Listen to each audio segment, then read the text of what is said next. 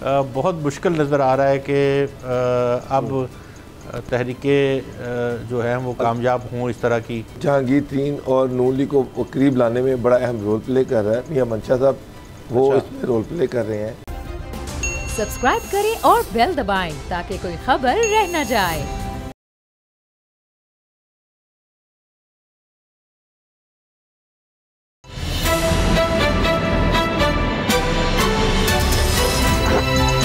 अब पता चला। बिस्मिल्लाहिर्रहमानिर्रहीम, अस्सलाम वालेकुम। मैं हूं मोहम्मद उसामा गाजी और आप देख रहे हैं अब पता चला। रूस और यूक्रेन के दरमियान जंग के असरात पूरी दुनिया में पड़ रहे हैं और अजनास के साथ साथ पेट्रोल की कीमत, ईंधन की कीमत बढ़ती चली जा रही है और पाकिस्तान पर भी इसके असरात पड़ रहे हैं। और इसी हवाले से कहा जा रहा है कि इमरान खान वज़ीर आज़म पाकिस्तान का खिताब जो कुछ ही देर में आप देख सकेंगे वो बहुत अहम है। एक तरफ कहा जा रहा है कि कीमतें बढ़ेंगी, दूसरी तरफ परवेज़ खटक साहब की बात सुनी जाए तो वो कहते हैं कि जी 10 रुपये कीमत कम होगी। लेकिन ये बात यकीनी है कि कुछ अहम ऐलानात ज़रूर हैं। हर कोई इस पर बात कर रहा है। शाम कुरैशी साहब इसका हवाला दे रहे हैं और आर्मी चीफ से वज़ीर आज़म की मुलाकात ये भी बहुत मानी खेज है। इस हवाले से भी हम बात करेंगे। लेकिन एक और मामला नज़र आ रहा है कि हुकूमत को गिराने की कोशिशें तेज़ होती चली जा रही हैं। 8 लोगों के नाम भी सामने आ गए हैं जो कि तहरीक इंसाफ को छोड़कर नून लीग में जा रहे हैं। नून लीग के टिकट भी उनको मिलेंगे। अब ये 8 लोग कहा जा रहा है जी फैसलाबाद डिवीजन के हैं।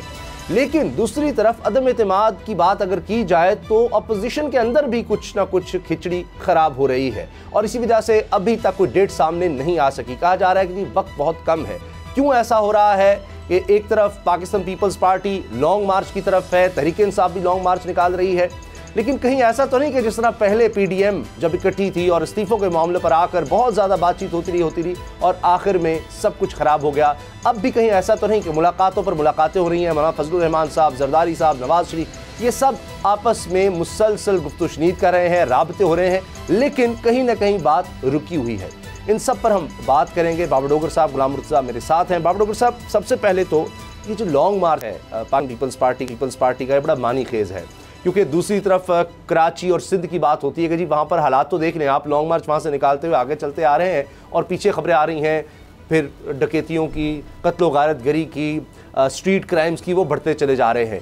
और पीपल्स पार्टी के पास क्या है दिखाने के लिए कि जी हमने कराची और सिंध में ये किया है।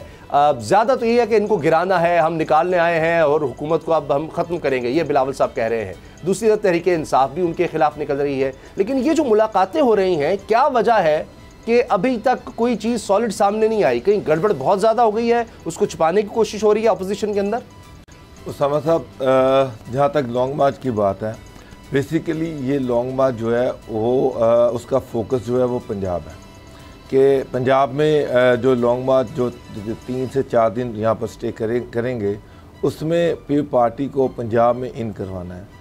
पीपल्स पार्टी जो ऐलानात किए जा रहे हैं कि जब पंजाब में दाखिल होगी तो बहुत सारे जनूबी पंजाब से जो लोग हैं उनकी पीपल्स पार्टी के अंदर ज्वाइनिंग करवाई जाएगी। कुछ उसमें नून लीग के लोग होंगे, कुछ पीटीआई के लोग होंगे, वो लोग जो पीटीआई छोड़ चुके हैं, कोई साबिक एमएनए हैं, कोई साबिक एमपीएस हैं, उनकी ज्वाइनिंग करवाई जाएगी। और ये तासुर दिया जाएगा कि पीपल्स पार्टी जो है वो जो गवर्नमेंट है उसकी जो बड़ी अपोजिशन, मेन अपोजिशन है, वो पीपल्स पार्टी है। तो पीपल्स पार्टी पंजाब में अपनी स्ट्रेंथ शो करना चाह रही है और ये साबित करना चाह रही है कि इस वक्त इस गवर्नमेंट की सबसे बड़ी जो अपोजिशन है वो पीपल्स पार्टी है, क्योंकि लोग महंगाई से तंग हैं, बेरोज़गारी से तंग हैं।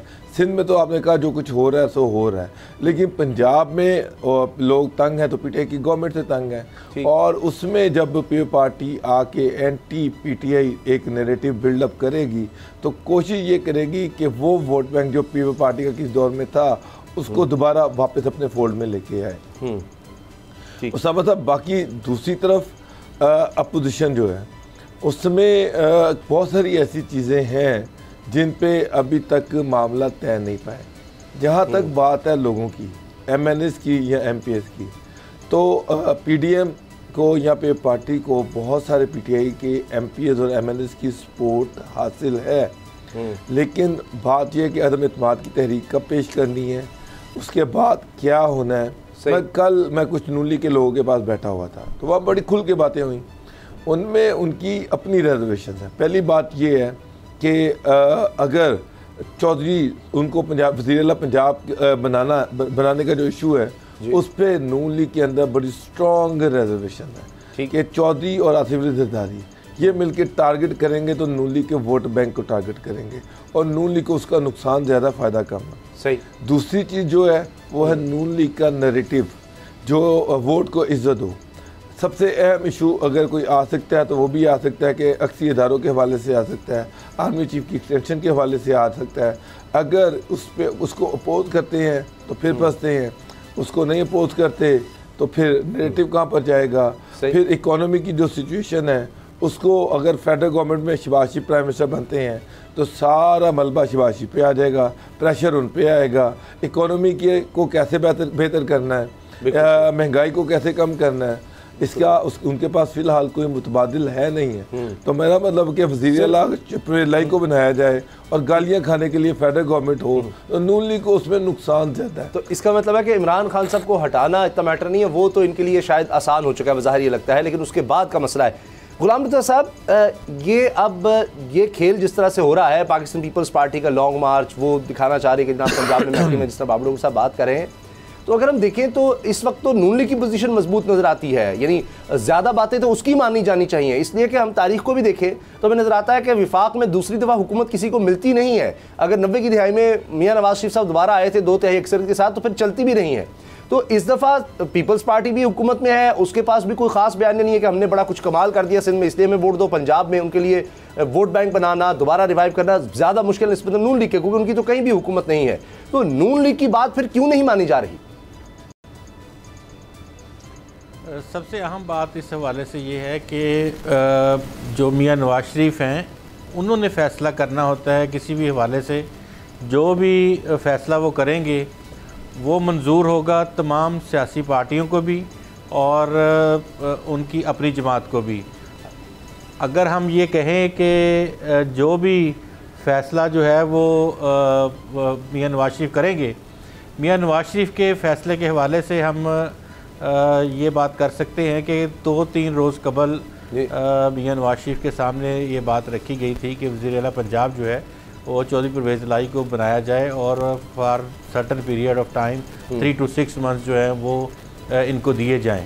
तो वो मियाँ नवाज शरीफ ने इससे इख्तलाफ किया। आप जानते हैं कि जितनी बड़ी सियासी पार्टी भी पाकिस्तान में हो जाए, ये एक मुसल्लमा हकीकत है कि जो भी सियासी पार्टी है वो अपने एक शख्स के नाम पे चलती है, उसी के ऑर्डर्स को फॉलो करती है।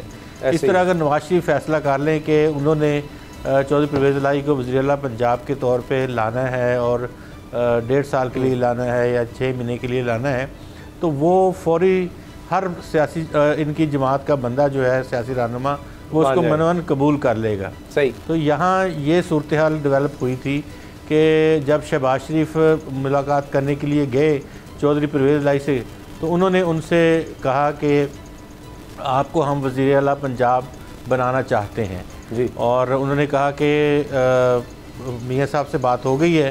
तो शहबाज शरीफ साहब का जवाब था कि मियाँ साहब से भी बात हो गई है। अच्छा। और टाइम फ्रेम जो है वो 1.5 साल का ही जो वक्त हुकूमत का रहता है जी जी, उस वक्त की बात की गई थी उसमें। अच्छा। लेकिन बाद अज़ां हुआ ये कि आसिफ अली जरदारी की जब मीटिंग हुई मियाँ शहबाज शरीफ से, तो उन्होंने मियाँ शहबाज शरीफ ने उनसे कहा आसिफ अली जरदारी साहब से कि वो जब चौधरी बिरादरान से मुलाकात करें तो उनको बताएं कि हम 3 महीने या 6 महीने के लिए आपको वज़ीर-ए-आला बनाएंगे। और उसके बाद इलेक्शन इकट्ठे मिलकर लड़ेंगे। अगले जो रिज़ल्ट होंगे इंतखाबात के बाद उसमें हम मखलूत हुकूमत कायम करेंगे। अच्छा। तो ये बातें उनके साथ की गई। ठीक है। जब ये बात चौधरी साहब के साथ की गई, चौधरी परवेज़ लाई के साथ, तो उन्होंने इमीडिएटली उनसे कहा जरदारी साहब से कि मेरे साथ तो ये बात करके गए हैं शहबाज शरीफ साहब जी। तो इस बात को सुन के जरदारी साहब को भी धचका लगा इस बात का।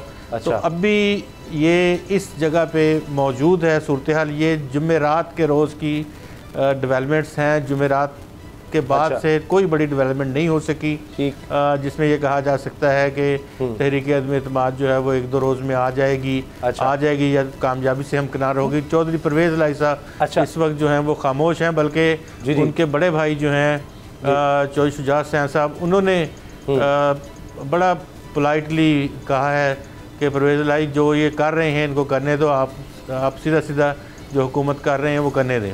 सही, तो वो परवेज़ इलाही हमेशा शुजात की मानते हैं। और अब एक सवाल ये पैदा होता है, वो आप जानते हैं बहुत अच्छी तरह से कि ये तो प्रेशर टैक्सेस था और उसी प्रेशर टैक्सेस को लेके आगे चल रहे हैं। अच्छा ना अच्छा, एक सिनारियो नहीं समझ आ रहा कि क्या ये हो सकता है कि चारों सूबों में ना सिंध में ना फेडरेशन में, उस समय कहाँ से हम कह सकते हैं कि बात कर रहे हैं जो मामलात हैं ये बेहतर हो सकते हैं या इन लॉन्ग मार्च से कोई अच्छी सूरत हाल निकल सकती है। अच्छा, अब बाबुल साहब एक सवाल ये है, गुलाम मुर्तज़ा साहब ने जो बात की है कि शहबाज शरीफ ने लाई को जो वज़ारत आला है उसकी ऑफ़र भी की और ये कहा कि 1.5 साल के लिए है, जो मेरी इतलात है बिल्कुल ये ठीक बात है। बल्कि इसके जवाब में जो मेरी इतला है वो ये है कि चौधरी शुजात हुसैन ने कहा कि तो फिर आप हमारे वज़ीर आज़म हैं। शहबाज शरीफ को जवाब में उन्होंने ये कहा कि आप हमारे वज़ीर आज़म हैं, लेकिन उस दिन की मुलाकात बड़ी पॉजिटिव मुलाकात थी। सही, लेकिन उसके बाद चीज़ें जो हैं वो ख़राब होना शुरू।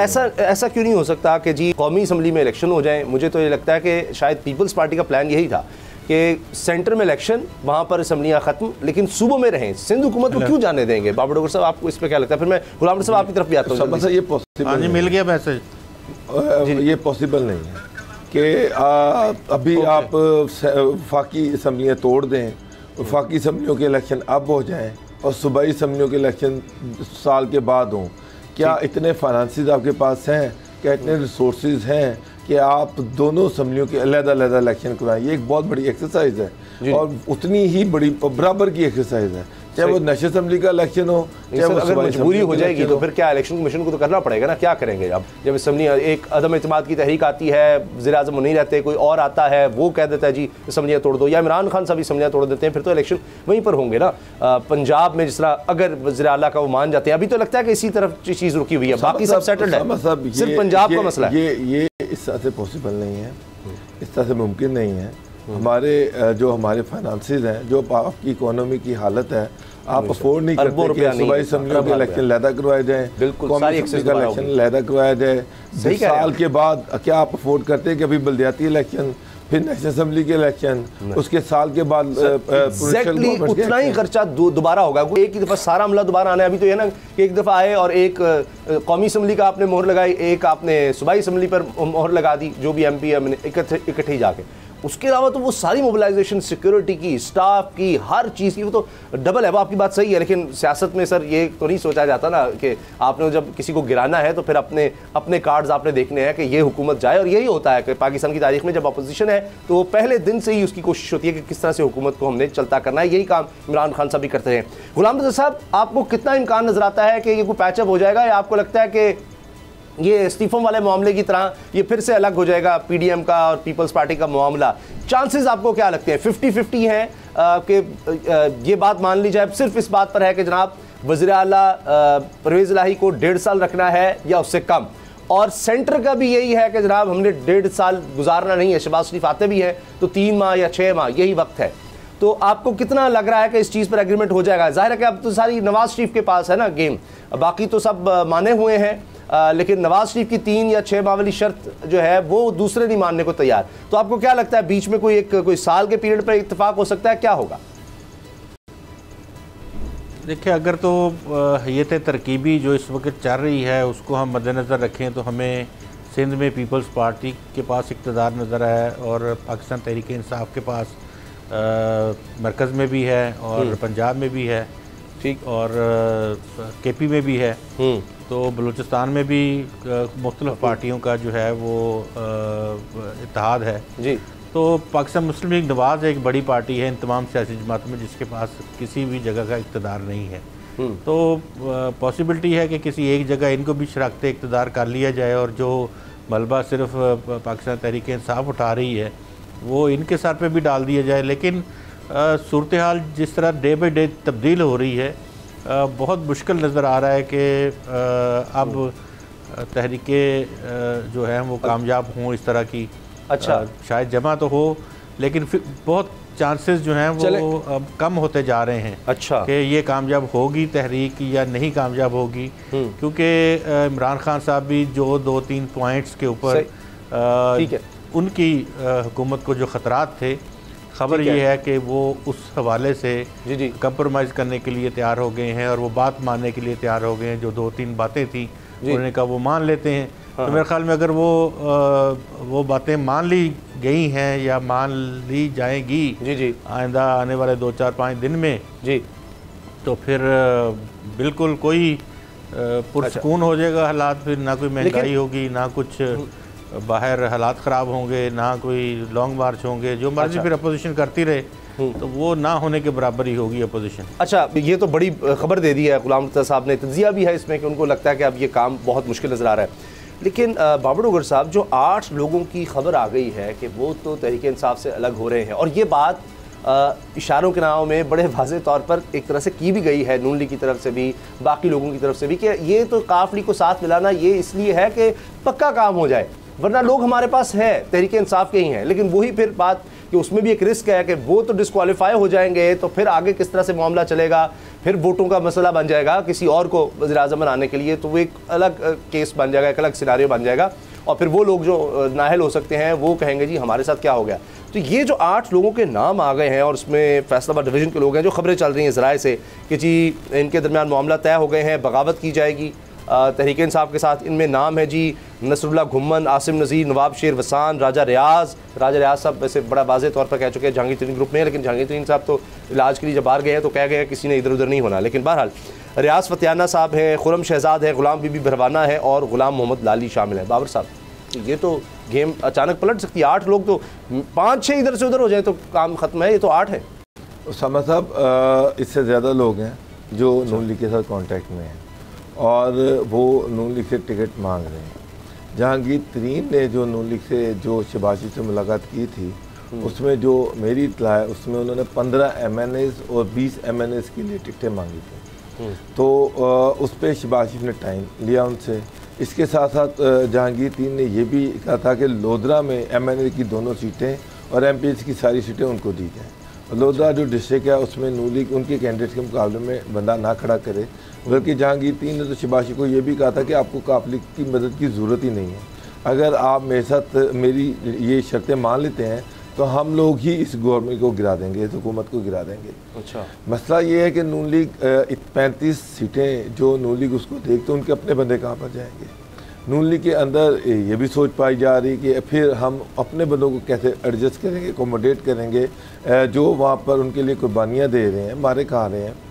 तो जहांगीर तरीन, ये मेरी ये भी इत्तला है कि एक बड़ा बिजनेसमैन जो है वो जहांगीर तरीन और नून लीग को करीब लाने में बड़ा अहम रोल प्ले कर रहा है। मियां मंशा साहब वो इसमें रोल प्ले कर रहे हैं और लंदन में वो मुलाकात भी करवा रहे हैं। दूसरी तरफ लंदन में अनिल मुशर्रफ साहब जो हैं वो भी एफर्ट कर रहे हैं कि जहांगीर तरीन के साथ मिल बैठें और इमरान खान के साथ उनके जो मामलात हैं वो हल करवाएँ। तो चीज़ें जहांगीर तरीन ग्रुप उनके पास ऑफ कोर्स उनके पास लोग हैं, इतने लोग हैं कि कम अज़ कम पंजाब गवर्नमेंट तो उड़ाई जा सकती है उनकी मदद से। अच्छा। और हो सकता है कि स्पीकर नेशनल असम्बली तो वो भी उड़ते हैं अगर वो सपोर्ट करते हैं तो लेकिन असल चीज़ ये है कि नून लीग को अभी क्लैरिटी नहीं है। नून लीग ने टाइम मांगा है और शहबाज शरीफ ने ये कहा था कि ये फैसला नवाज शरीफ करेंगे कि किन लोगों को लेना है, किन को टिकट देना है। सही। अब वो खुद लंदन में है तो हो सकता है कि जिस तरह से जो मेरी इत्तलात है कि नवाज शरीफ से उनकी एक मुलाकात होनी है, शेड्यूल्ड है, तो हो सकता है कि उसमें वो काफ़ी हद तक मामला तय पा जाए। अच्छा गुलाम मुर्तज़ा साहब, ये अगर 8 लोग चले जाते हैं, आपने बड़ी ज़बरदस्त वैसे तो बात कही है कि आपको लग रहा है कि ये मुश्किल है अब तक गेम, लेकिन जब आपने लोगों से कमिट करवा लिया, उनके नाम भी सामने आ गए, तो वो तो खामखा बेचारे बदनाम हो गए। अगर आपने अदम एतमाद नहीं लानी तो ये उस वक्त तक तो फिर साथ नहीं आएंगे या सामने नहीं आएंगे जब तक आपकी अपनी ही गेम नहीं बन रही, चीज़ें बात की तय है ही नहीं, तो फिर तो आपके लिए मुश्किल हो जाएगा। हम इससे पहले कई दफ़ा बात कर चुके हैं कि पाकिस्तान तहरीक इंसाफ के वो MNAs, वो MPs जो जिन्होंने टिकट जो है पाकिस्तान तहरीक इंसाफ का उसके ऊपर इलेक्शन लड़ा, उनके लिए बड़ा मुश्किल होगा कि वो ड्यूरिंग असम्बली जो है वो कंटिन्यूशन में वो एक पार्टी को छोड़ के दूसरी पार्टी पे चले जाएं या वोट डाल दें या अब्सटेन कर लें या कुछ और कोई कार्रवाई जो है उसका हिस्सा बने। लेकिन वो लोग जो आज़ाद जीत कर आए हैं और उन्होंने बाद में दुपट्टा उनके गले में जहांगीर तरीन साहब ने डाला है, तो वो लोग क्योंकि वो तो MNA के बाद बनने के बाद उन्होंने पार्टी ज्वाइन की, वो किसी वक्त पार्टी छोड़ सकते हैं, उनके ऊपर कोई कदगन नहीं है।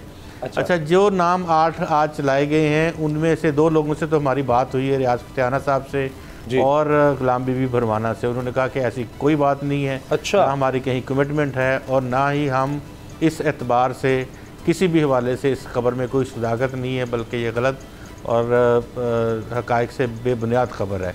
ठीक। अच्छा, ये क्योंकि रियाज फतेहाना जो हैं आप जानते हैं सीनियर मोस्ट पार्लियामेंटेरियंस हैं, जी पार्लियामेंटेरियन हैं, वो कमालिया उनका हल्का इंतखाब है और लोग उनको पसंद करते हैं। बहुत अच्छा उनका वहाँ पे बिहेव है लोगों के साथ और बहुत काम करवाते हैं लोगों के। तो उनकी एक इलेक्टेबल हम कह सकते हैं कि उनकी वो अपनी ज़ात की सीट होती है।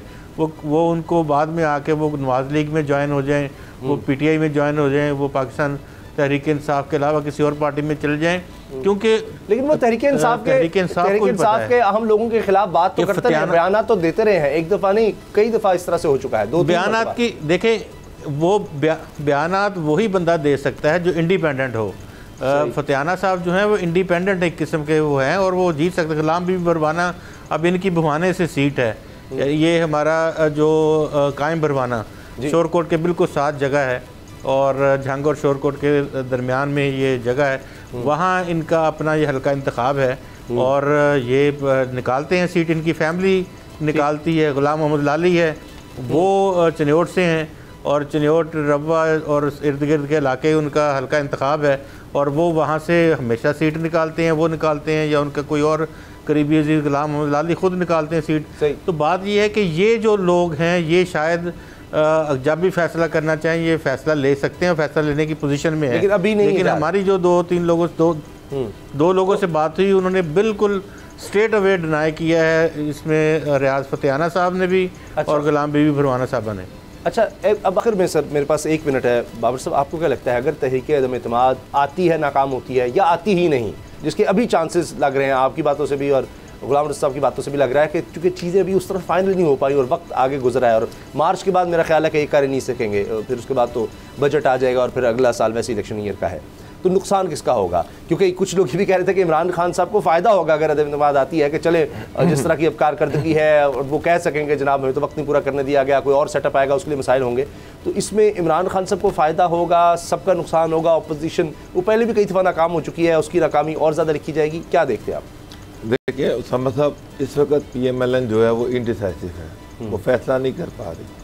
एक तरफ जो चीज़ें उनको सेक्रीफाइस कुर्बानी देनी पड़ रही है पंजाब की और दूसरे सारी चीज़ों की, उससे उसकी बहुत भारी कीमत अदा करनी पड़ेगी। दूसरी तरफ मिलिट्री एस्टैब्लिशमेंट में जो चेंजेस आ रही हैं, अगर वो आ गई तो उसका भी नुकसान PMLN को होगा। एक चीज़ मैं आपको बता दूं, अगर जो आपकी सीधी बात करता हूँ, अदम एतमाद की तहरीक तभी आएगी जब उसने पास और मंजूर होना है। अच्छा, उसके बगैर अपोजिशन अदम एतमाद की तहरीक आएगी। ब्रेक लेते जी, न्यूज़ अपडेट्स हैं और उसके बाद बात करेंगे यूक्रेन और रूस के दरमियान जारी जंग की और उसकी वजह से पाकिस्तान पर होने वाले असरात।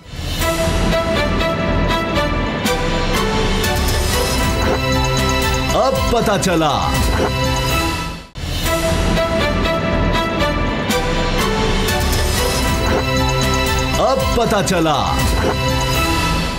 रूस और यूक्रेन के दरमियान जंग शिद्दत इख्तियार कर गई। अब मुज़ाकरात की बात अगरचे आगे बढ़ रही है लेकिन नुकसान बहुत ज़्यादा हो चुका है और वो कहते हैं ना कि जंग में कोई जीतता नहीं है, कोई कम हारता है, कुछ ज़्यादा हारता है, वही हाल नजर आया। रूस एक बड़ी आलमी ताकत समझा जाता है। असले के लिहाज से आप देखिए दुनिया में तीसरी चौथी ताकत उसको कह सकते हैं, इतना पैसा खर्च करता है, लेटेस्ट वेपन उसके पास है। यूक्रेन उसके मुकाबले पे बड़ा छोटा मुल्क और कोई आप वेपन्स में उस तरह मुकाबला नहीं कर सकते, लेकिन उसके बावजूद इतने दिन हो गए हैं रूस मुकम्मल तौर पर कब्जा नहीं कर सका, बहुत ज़्यादा उसके फौजी मारे गए हैं, बहुत ज़्यादा नुकसान हुआ है और यूक्रेन की तरफ से ड्रोन हमले भी किए गए हैं और रूस की करेंसी बिल्कुल क्रैश कर गई है और जिस तरह से आलमी सतह पर जनरल असम्बली का इजलास बुला लिया गया, बायकॉट हो रहे हैं, उसकी कोई भी एयरलाइन जनाब यूरोप के ऊपर से नहीं गुजर सकती और उसकी मईशत को इतना बड़ा धचका लगा है, उसके अंदर एहतजाज हो रहा है, लेकिन हो ये रहा है कि इसकी वजह से आलमी सतह पर सब पर असरात आ रहे हैं।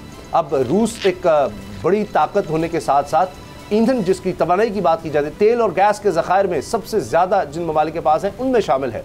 यूरोप को 40% तो तवानाई वो फराम कर रहा है, तो जब उसके ये हालात होंगे या उसकी करेंसी नीचे जा रही है, ये हालात है, तो फिर आलमी सतह पर महंगाई की एक नई लहर आ चुकी है।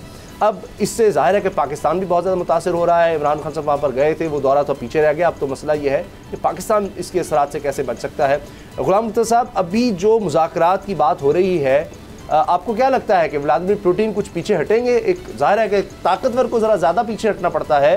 पहले तो यूक्रेन के सदर भी नहीं चाह रहे थे मुज़ाकरात, और व्लादिमीर पुतिन ये कहते हैं जी बस नेटो के बारे में तुम अलहदा हो जाओ, कि नेटो के बारे में सोचना भी नहीं है, और नेटो उस तरह से मदद को नहीं आया, लेकिन असलहा दे रहा है, रकम दे रहा है। तो अब पुतिन का जितना नुकसान हो गया, आपको लगता है कि वो भी कोई, या जाहिर है कि नेगोशिएशन जब होती हैं तो कुछ बातें तो माननी पड़ेंगी यूक्रेन की भी?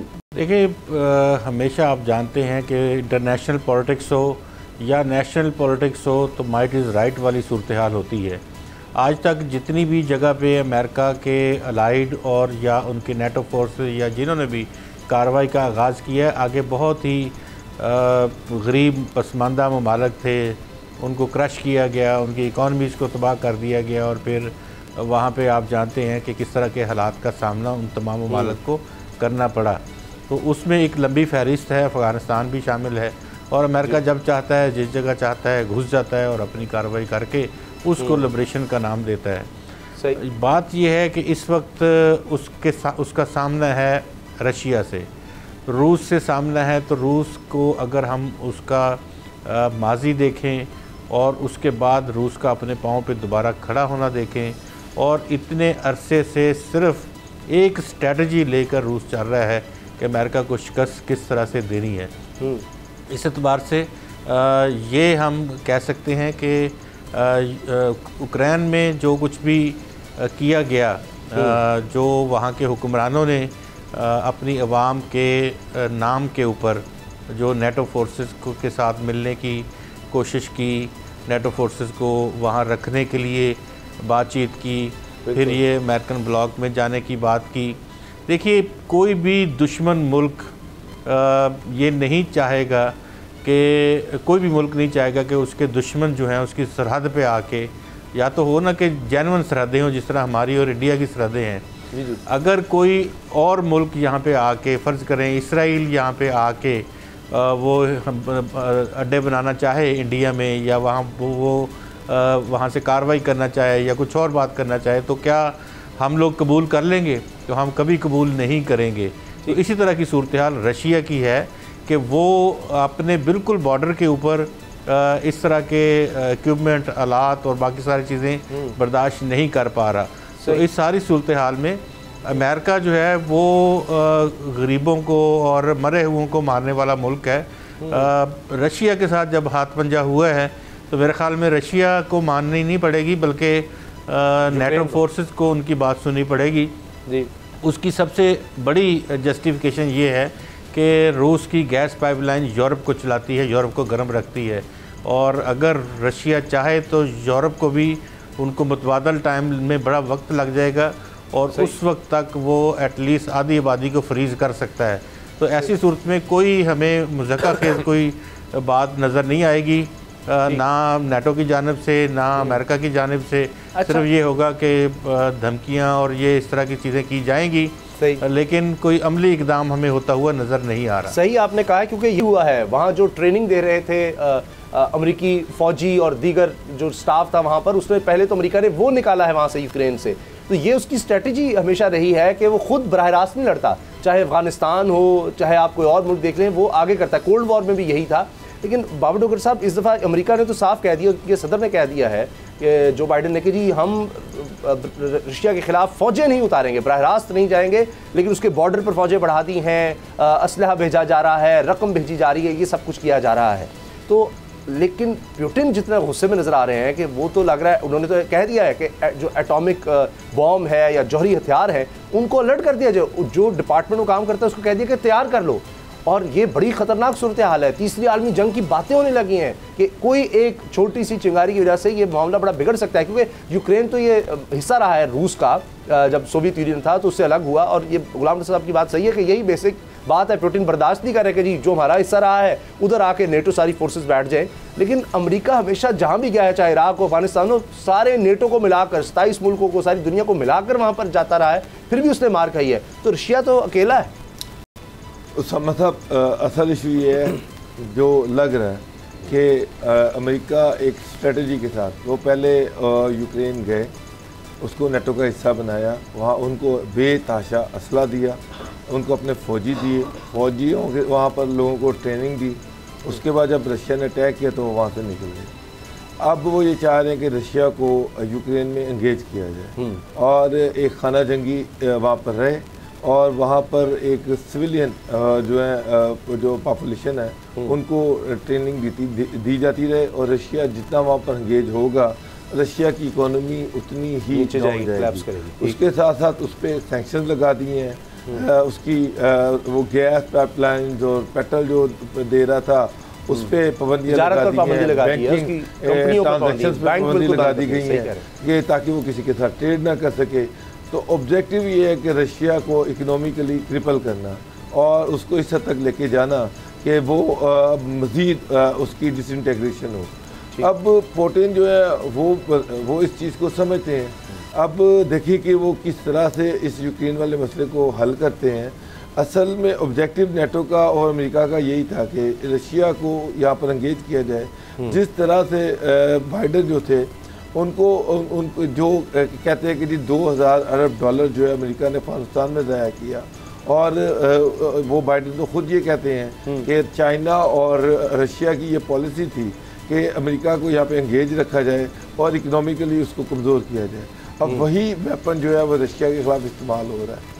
अब इसमें देखने वाली बात ये है कि क्या रशिया इसको एक लंबी जंग के तौर पे लेता है या फिर वो इससे जल्दी निकलने की कोशिश करता है।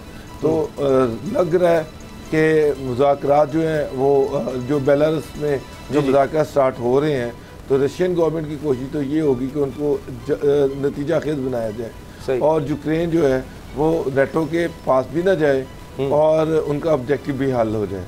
तो अब ये तो अब एक डिप्लोमेसी है जो नेटो और अमेरिका जो है उनका जो जाल बिछा हुआ है उससे रशिया ने कैसे निकलना है और यूक्रेन में अपना इंफ्लुएंस भी रखना है, ये अब बड़ा ट्रिकी सा काम है। अच्छा, एक तो गांव साहब इसकी एक ये भी हमने डिबेट देखी कि पाकिस्तान के हवाले से बड़ा कहा जाता था कि इतनी बड़ी फ़ौज की ज़रूरत है, एटम बम की ज़रूरत है। ये अभी भी होता है कि जनाब वो खर्च हम तालीम पर कर लें, सेहत पर कर लें और ये बात बड़ी सही लगती है कि इतनी ज़्यादा की ज़रूरत है। ये भी डिबेट सामने इस सारे वाक़े के बाद कि आप देखें कि यूक्रेन का क्या हाल हो गया और भारत का अगर मुवाजना किया जाए पाकिस्तान से तो कोई ज़्यादा अजीब बात नहीं लगती, क्योंकि भारत का 10 गुना ज़्यादा बजट है, फ़ौज उतनी ज़्यादा। तो ये भी एक बात कही जाती है कि ये पाकिस्तान की मजबूरी है, वरना कभी भी इस तरह के हालात पाकिस्तान के खिलाफ भी करने की कोशिश की जाती है और भारत इस चीज़ को कहीं छुपाता नहीं है। एक इस चीज़ से ये भी सबक मिलता है। साहब डिपेंड करता है कि आप बिल्कुल आपकी बात दुरुस्त है, कोई शक नहीं है इस बात में कि जो इस तरह की बातें करते हैं वो मैं कहता हूँ कि अहमकों की जन्नत में रहते हैं, जिनको ये नहीं पता कि खित्ते की सूरत हाल क्या है, हम खित्ते में किस जगह वाक़े हैं, हम एटॉमिक पावर हैं, हम ज़िम्मेदार मुल्क हैं, हमारे इर्द गिर्द दुश्मनों के ढेर लगे हुए हैं। ऐसे वक्त में इस तरह की बहादुर निडर फ़ौज का होना हमारे लिए बाइस इफ्तिखार है। मैं ये कहता हूँ कि ये हम इससे ज़्यादा हम भूख भी काट लें तो हम इनके ऊपर ख़र्चा करने के लिए, इनके बजट डबल करने के लिए तैयार हैं। ये तो हुक्मरान अपने लल्ले तलल्ले उड़ाते हैं पैसे, इनके पैसे रोक लेते हैं, पैसे तनख्वाहें नहीं बढ़ाते इनकी, इनको डिफेंस के लिए चीज़ें नहीं देते। हम तो कहते हैं जो मर्जी जो इनकी ज़रूरत है उस ज़रूरत से ज़्यादा दो, क्योंकि ये सालमियत की अलामत ब्रेक का वक्त है, ये हमारी यूनिटी की अलामत। हाँ, ब्रेक लेते हैं जी। ब्रेक के बाद बात करेंगे वज़ीर आज़म इमरान खान साहब ने कौम से खिताब किया है, क्या नज़र आ रहा है इस खिताब के बाद कि मुल्क की सूरत हाल क्या होने जा रही है। ब्रेक के बाद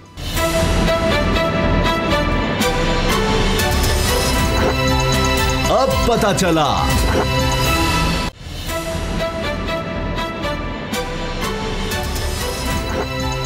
अब पता चला। वज़ीर आज़म इमरान खान का कौम से खिताब, ये ऐलान पहले हो जाता है और फिर डिले होता रहता है खिताब और आखिरकार फिर सामने आता है। ये पहली दफ़ा नहीं हुआ, पहले भी इस तरह से हो चुका है। और अपने खिताब में कौम से उन्होंने जो बातें कही हैं, एक तरफ तो ये कि जी हमने 80,000 जानें दी हैं इस दहशतगर्दी के ख़िलाफ़ जंग में, फिर अमेरिका की जंग में हमें नहीं जाना चाहिए था, वो कोई मसले का हल नहीं होता, मैं पहले दिन से कह रहा था। फिर साथ आहिस्ता वो आ गए फेक न्यूज़ पर और कहा कि एक बहुत बड़ा मसला है, हम लीगली जाते हैं, उस तरह मसाइल हल नहीं होते। एक वज़ीर-ए-आज़म है, उसकी अहलिया जिसका सियासत से कोई ताल्लुक़ नहीं, उसके खिलाफ इस तरह की झूठी बातें कर दी जाती हैं, जो घर छोड़ के चली गई, ये हो गया वो हो गया।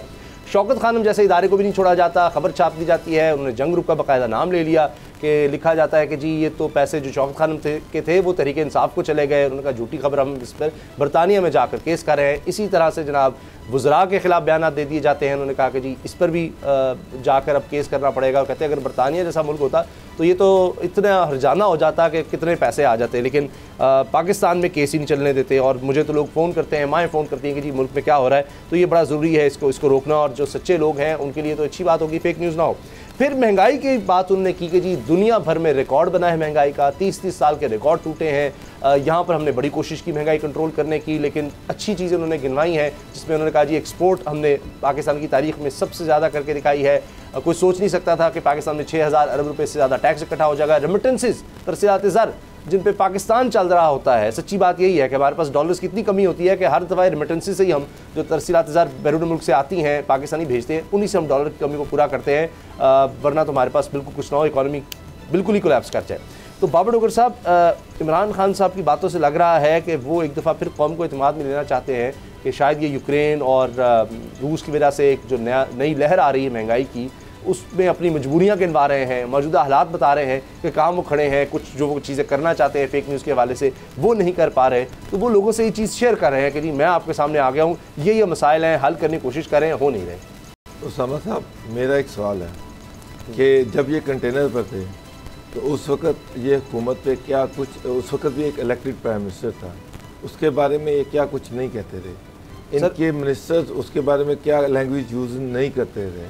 उसके बाद इनके सहाफ़ी जो पीटीआई को सपोर्ट कर रहे थे वो उस वक़्त की गवर्नमेंट के बारे में क्या कुछ नहीं लिखते रहे?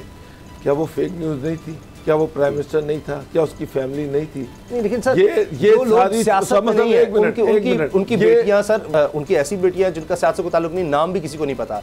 शहबाज शरीफ साहब हैं, उनकी ख़वातीन फैमिली की, हमजा शहबाज है, उनकी ख़वातीन, कभी नाम भी नहीं सुना, कोई उस पर किसी ने बात नहीं की। मरियम के बारे में क्या कुछ? सर मरियम साहब सियासत में है ना सर, ये क्या बात हुई? वो भी किसी की बेटी है, किसी की गलत, ऐसा नहीं होना चाहिए, कोई भी गलत बात नहीं होनी चाहिए। उसके बारे में जब आप बात करें, ये क्या बात हुई कि जो सियासत में है उसको गालियां देना शुरू कर दो, जो सियासत में नहीं है उसको छोड़ दो? नहीं होना। इशू ये है कि इनके मिनिस्टर्स, इवन जब ये गवर्नमेंट में आए उस वक्त भी इनके मिनिस्टर्स की लैंग्वेज चेक करें। बात यह है कि जब मिनिस्टर ओपनली खुल के मरियम के बारे में बातें करेंगे, नवाज शरीफ के बारे में करेंगे, फरियाल के बारे में करेंगे, आसिफ अली जरदारी के बारे में करेंगे, शरीफ ख़ानदान के बारे में करेंगे, बाकी पॉलिटिशियन के बारे में करेंगे, तो इस चीज़ को प्रमोट करने वाले, पाकिस्तान में एक नया ट्रेंड देने वाले, ये तो पीटीआई खुद थी। आज वही चीज़, ये तो बूमरैंग है। उसका मतलब बूमरैंग मतलब ये कि जो आप करते हैं वो उलट के आपकी तरफ आता है वापस। जो इन्होंने किया वो वापस आ रहा है। जिस तरह से मीडिया को इन्होंने इस्तेमाल किया बाकी सारी पॉलिटिकल पार्टीज के खिलाफ, आज मीडिया इनके खिलाफ इस्तेमाल हो रहा है तो बड़ी तकलीफ हो रही है। अब इनको यही आता है कि मैं एक इलेक्टेड प्राइम मिनिस्टर हूँ, तो भाई आपसे पहले वाले भी इलेक्टेड प्राइम मिनिस्टर थे, उनके बारे में आप जो कुछ कहते रहे, जिस तरह की लैंग्वेज यूज करते रहे, जिस तरह से गालियां देते रहे, आपके मिनिस्टर अभी भी गालियां देते हैं उनको, उनके बारे में इल्जाम लगाते हैं। हम यहाँ पर हमने कई दफा प्रोग्राम किए कि पीटीआई के जो मिनिस्टर की जो लैंग्वेज है, उन्होंने तो किसी सहाफी को नहीं छोड़ा। अच्छा, उन्होंने तो ये छोड़ा ही नहीं है। ये तो बात सही है। ये एक सर साइकिल है। फिर देखिए, हम फिर इस तरह से बहुत सी स्टेटमेंट्स निकाल सकते हैं नून लीग के लोग की, वो जी पार्लियामेंट में भी इस तरह हुआ, किसी ने ज़्यादा किसी ने कम किया होगा, लेकिन हम कब तक इस सर्कल में रहेंगे? तो गुलाम साहब, लोग तो ये भी कहते हैं कि जी जमाइमा खान जो वज़ीर-ए-आज़म की साबिक़ अहलिया हैं, उनके हवाले से सबसे पहले पाकिस्तान में इस तरह से शुरू हुआ, बल्कि उससे भी पीछे बेनज़ीर साहिबा, उनकी वालदा के हवाले से भी बात की जाती है। तो ये तो होता रहा है पाकिस्तान की सियासत में, उससे भी पीछे मिसालें दी जाती हैं। अब बहुत ज़्यादा सोशल मीडिया की वजह से हो गया है, तो ये एक साइकिल है कि जी उसने कहा तो लिहाजा हम कह रहे हैं, ये जो बोया वो काटा, तो दोनों तरफ से फिर इल्ज़ामात ही लगते रहेंगे और इसका कोई खात्मा नहीं हो सकता हमारी सियासत से। देखिए, ये एक रवायतदारी की सियासत थी, पाकिस्तान में रही है। इसको अगर हम कहें कि पाकिस्तान मुस्लिम लीग नवाज़ ने इसको ब्रीच किया, तो बिल्कुल ये बात दुरुस्त है कि इन्होंने मोहतरमा बेनज़ीर भुट्टो और मोहतरमा नुसरत भुट्टो उनके मतलब ख़बरें, उनके मतलब बहुत सारा जो प्रोपेगेंडा था वो किया। लेकिन मिसाक जमहूरियत के बाद हमने ये देखा कि ओवरऑल जो पाकिस्तान में माहौल था, तमाम सियासी जमातों का वहाँ बहू बेटियों के सर पे हाथ रखा जाता था। लेकिन अब जो सूरत हाल है, गुज़िश्ता 4-5 साल से जो सूरत हाल चल रही है मुल्क में, यहाँ किसी की इज़्ज़त महफूज नहीं है। यहाँ सियासी पार्टियों के लोग इस तरह की बातें करते हैं कि निजी महफिलों में कि वो, हाँ जी, ये आपकी बात सही है। मुझे बताएं, लेकिन एक चीज़ सबसे बड़ा ऐलान हुआ है प्राइम मिनिस्टर की तकरीर में, अगर हम देखें, वो पेट्रोल की कीमतों में 10 रुपये कमी का है। अब ये तो कोई एक्सपेक्ट नहीं कर रहा था, अगरचे परवेज़ खटक साहब ने बात कह दी, लेकिन जितनी खबरें मेरी नज़र से गुजरी या जो आलमी हालात हैं उसके तनाजुर में तो यही था कि जी बढ़ने लगी हैं, हर तरफ यही खबर नहीं। तो जी सुन ले मेरी बात, चले इसके ऊपर बात सुन ले। बात ये है कि 10 रुपये अनाउंस किया है, क्या ये वो हैं जो अभी बढ़ने थे, या अभी जो मौजूदा कीमत है उसमें 10 रुपये कम किए हैं? अभी गुज़िश्ता जो भी वर्किंग हुई थी वो $95-96 पर बैरल की वर्किंग थी, अभी 99 पर डॉलर पे मार्केट ट्रेड हो रही है। क्या ये $2 की वजह से $10 रुपये का बता दिया कि हमने रिलीफ दे रहे हैं? ये अभी नोटिफिकेशन आएगा, उस नोटिफिकेशन में हमें पता चलेगा कि ये जो इजाफा आज करना था वो इजाफा रोक दिया है, या वो जो ये कहा जा रहा है कि 10 रुपये या हमें जिस रेट पे आज पेट्रोल मिल रहा था, जो ऐलान किया वो जो आज पेट्रोल पे कीमत में कमी की जा रही है। और बिजली का फी यूनिट जो है 5 रुपये कमी। लेकिन गुलाम साहब का कहना यह है कि पहले जो रिकमेंडेशन आ चुकी थी, या जिस तरह खबरें भी आई कि जी 6 रुपये फी यूनिट बिजली बढ़ाई जा रही है, वो उसको 6 रुपये बढ़ाने की बजाय कहा जी नहीं, हम नहीं बढ़ा रहे, 5 रुपये इसमें से लेस कर दिए हमने बजाय बढ़ाने के कम कर दिए। उन्होंने देखिए 160 LPG के रेट में 27 रुपये पर केजी इजाफा हो चुका है उसामा साहब। अच्छा अभी आज LPG के रेट में 27 रुपये पर केजी इजाफा हुआ है। LPG के रेट में सही कोई पूछता ही नहीं है। हाँ। अभी आज ये जो समरी गई हुई है, इसमें 8-9 रुपये की समरी थी जिसको इन्होंने आज मंजूर करना था, आज 28 है, तो कल यकम से वो रात 12 से इम्प्लीमेंट होना था। ये कल हम इसी के ऊपर बात कर रहे होंगे, सारी दुनिया रो रही होगी कि ये वो पैसे हैं जो हमारे एक्चुअल अमाउंट में से कम किए हैं, या ये कह दिया है कि ये ओगरा की समरी थी, ये हमने कम कर दिया। आपको होता है 5 रुपये 27 पैसे आज बिजली महंगी हुई है, दिन में नोटिफिकेशन जारी हुआ है नेपरा का। सही, तो ये दिन में नोटिफिकेशन जारी हुआ है 5 रुपये 27 पैसे का, 5 रुपये कमी हो गई है बिजली और पेट्रोल की कीमतों में। और ये भी बता दें, नहीं अगले बजट तक कोई इजाफा नहीं होगा। अच्छा, ये तो यानी कि आप ये कहें कि मार्च, अप्रैल, मई, जून 4 महीनों के लिए ये रिलीफ है। 4 महीने के लिए क्या फिक्स कर दी गई है कीमत? सर ये अभी बहुत सारे सवाल उठेंगे। बिल्कुल सही, ये आपकी बात सही है, लेकिन फिर भी बाबड़ोगर साहब, ये अदम एतमाद की जो तहरीक थी उसको रोकने के लिए है, लग रहा था कि जी इक़्तिदार जा रहा है उसको रोकने के लिए है। अपोजिशन कहेगी जी देखिए हमारा दबाव काम कर गया कि बजट तक ये तो बहुत बड़ा रिलीफ है कि बिजली और पेट्रोल की कीमतें जो हैं वो फिक्स की जा रही हैं, लेकिन इसको क्या हमारी इकॉनमी सस्टेन कर सकेगी? क्या हम बजट उसके साथ बना सकेंगे? कितना खसारे में भी जा सकते हैं कि अगर इंटरनेशनल मार्केट में कीमतें बढ़ रही हैं और पाकिस्तान में आप वहाँ रोक रहे हैं, तो इसको किस तरह से मैनेज करेंगे? और ये 3-4 महीने इसलिए रोक दिया कि इन्हीं में गवर्नमेंट जा सकती थी।